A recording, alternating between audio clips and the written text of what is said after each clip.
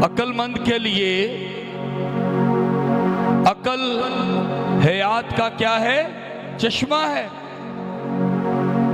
जब कभी कोई समझदार शख्स के साथ कोई दूसरा बंदा उसे मशवरा देता है ना, तो उसके लिए वो बड़ी ही खास चीज हो जाती है।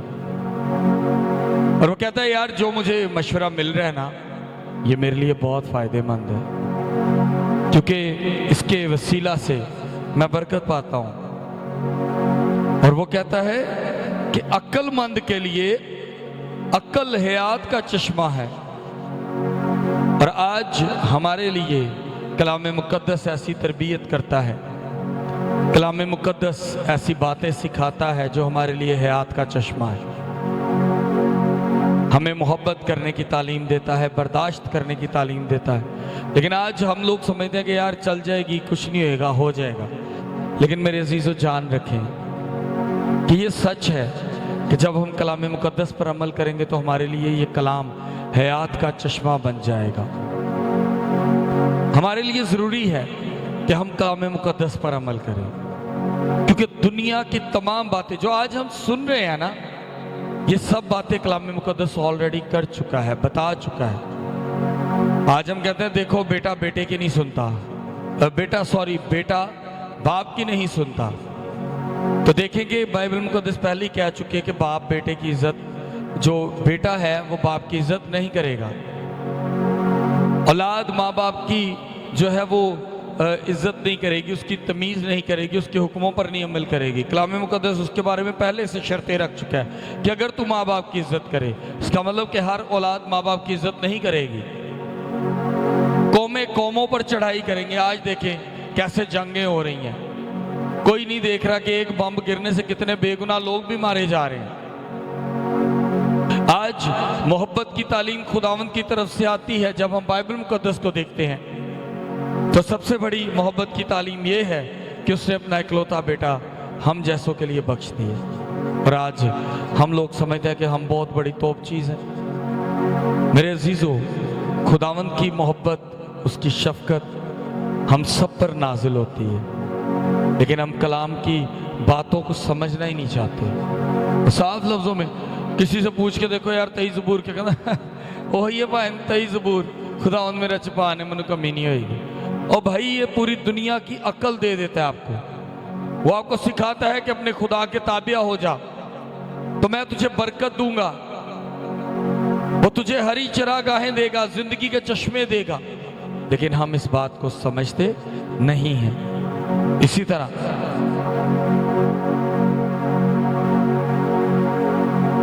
जब हम किसी अहमक या बेवकूफ़ की बात को देखते हैं तो वो आपको हमेशा कोशिश, आप सुनकर हैरान हो जाएंगे, यार उन्होंने बड़े आराम से लोग कहेंगे यार उन्होंने समझाई सी है गल, उस बड़े बंदे ने कही सी मगर उन्हें गल नहीं मनी, इसलिए जो नुकसान उठाता है। ज़रूरी है कि हम इस बात को समझें कि कलाम मुक़द्दस से सीखी हुई बातों से हमें बरकत मिलती है।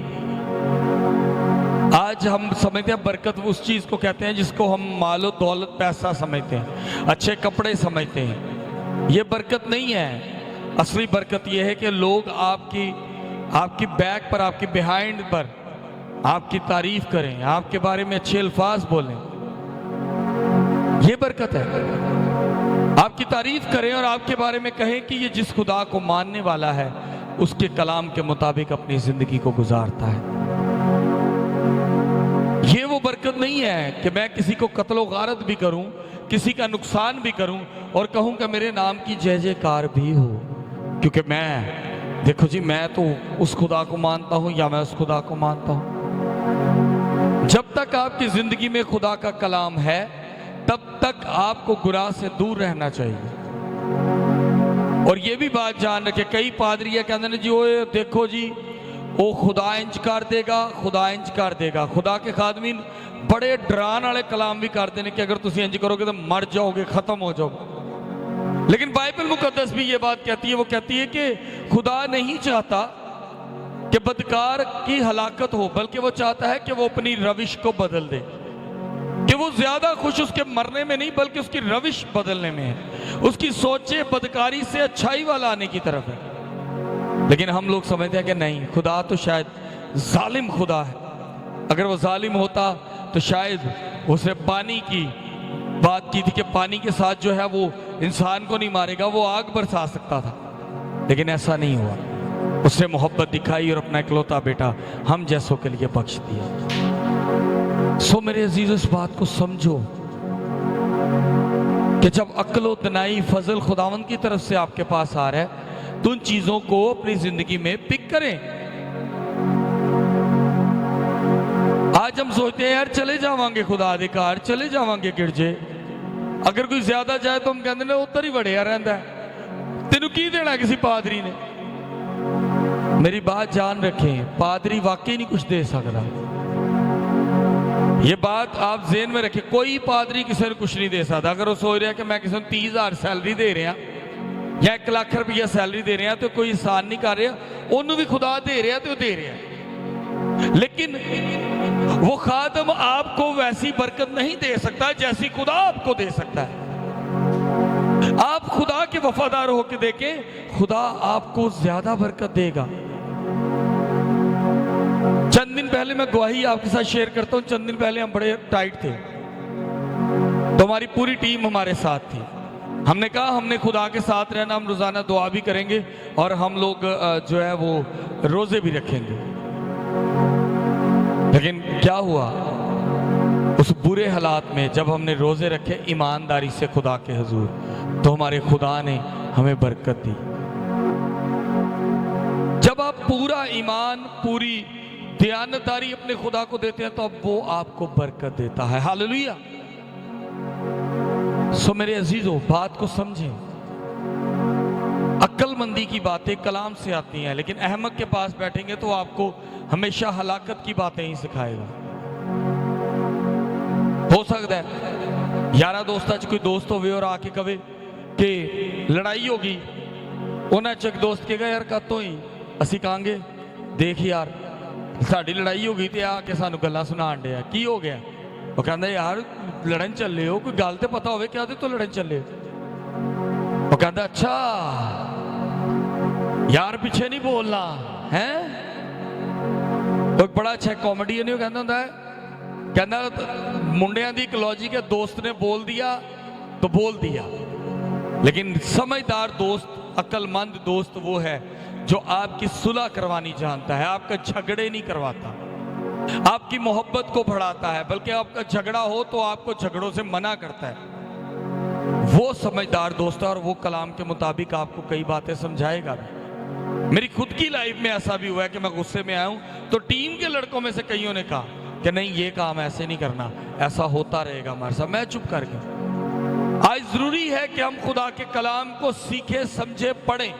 जब पढ़ेंगे तो अक्लमंदी की बातें आएंगी, नहीं तो सारे ही वही गल कहेंगे, दोस्त ने बोल दिया तो बोल दिया, तो फिर लड़न जाने आ, फिर थाने जाके भी कुट खाने आ, तो बाद माफिया भी मंगने आ, फिर ये कहने आ खुदावंदा तू मेरे नाल है की कीता। खुदा की क्या गलती है जब आपने अक्लमंदी की बात को समझना ही गवारा नहीं किया। जरूरी है कि हम खुदा के कलाम को अपनी जिंदगी में लाजम करें। हम कहते हैं देखो जी मेरी माँ कहती है कि तू किथे चला है, रात को 10 बजे मेरी मां मैनू आवाज दे के कह देंदी हुण किथे चला है, टाइम वेख लै, ते असीं कहने आ मां मेरी मेरे पीछे ही पई रहती है। और जब हम लोग अपने माँ बाप की बातों को नहीं मानते ना, तो भी हम नुकसान उठाते हैं। कभी सोच के देखा कि माँ बाप कहता है पुत्र 8 बजे तो बात करो, बाहर ना रही, असीं कहने हैं कि गल हुई।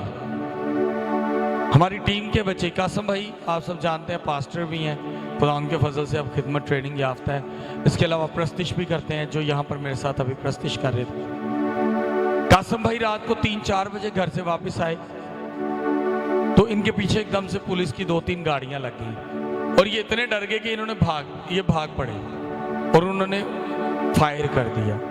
पुलिस सिविल में थे वो, उन्होंने फायर किया। उनको ये डाउट हुआ कि ये शायद कोई गलत है। वो अलग बात है कि जब उन्होंने देखा तो उन्होंने समझ गए कि ये खौफ के मारे भागे हैं। लेकिन क्या हुआ कि जो वक्त है वो आपका बड़ा कीमती है। माँ बाप आपको बहुत सी बातें समझाते हैं इसलिए कि वो जानते हैं कि कलाम कहता है कि ये गलती ना कर, कहीं ये ना हो कि तू नुकसान उठाए। लेकिन हम माँ बाप की बात को नहीं मानते। दोस्त ने बोल दिया तो बोल दिया, ਉਹਦੇ ਬਾਅਦ फिर दोस्त ने थाने फड़वाया तो दोस्त ने कुट पुआई तो फिर पुआई। जिंदगी में खुदा को अपनी जिंदगी में रख के देखें, वो आपको बरकत देगा, वो आप पर फजल करेगा। बहुत से गिरजाघरों में ये बात होती है, तू मेरे डायोसिस से आ जा, तू मेरी कलीसिया से आ जा, तू मेरी चर्च आया कर। मेरे अजीजों, चर्च में आना काम नहीं है।